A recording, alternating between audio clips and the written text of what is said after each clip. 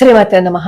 నన్ను చాలా మంది నిన్నటి నుంచి నాకు ఎన్ని మెసేజ్లు వచ్చాయో అవన్నీ, అమ్మా నేను గుళ్ళోకి వెళ్ళినప్పుడు మాకు డేట్ వచ్చేసింది, మాకు తెలియదు, ఏదైనా దోషమా, నేను పూజ చేస్తుండగా నాకు డేట్ వచ్చింది, ఏదైనా దోషమా, ఇలా చాలా మంది అడుగుతున్నారు.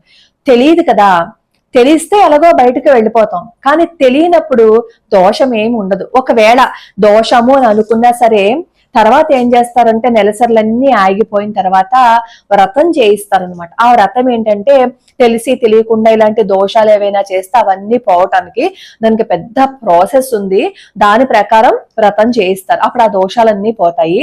ఇలా తెలియకుండా ఒకవేళ గుళ్ళో ఉన్నప్పుడు మెన్సెస్ వచ్చేస్తే గనక మా నానమ్మ గారు ఎప్పుడు చెప్తూ ఉండేవారు, శ్యామలా దండకాన్ని చదువుకుంటూ ఉండమనేవారు అనమాట. ఆ శ్యామలా దండకాన్ని కనుక చదువుకుంటూ ఉంటే తెలిసి తెలియకుండా ఇప్పుడు గుళ్ళో ఉంటే పీరియడ్స్ వచ్చేయటం ఇలాంటివి ఏవైనా ఉంటే ఆ దోషాలు కొంతవరకు పోతాయి అని చెప్పారు. కాబట్టి తెలియకుండా జరిగింది కాబట్టి మీరేం భయపడక్కర్లేదు.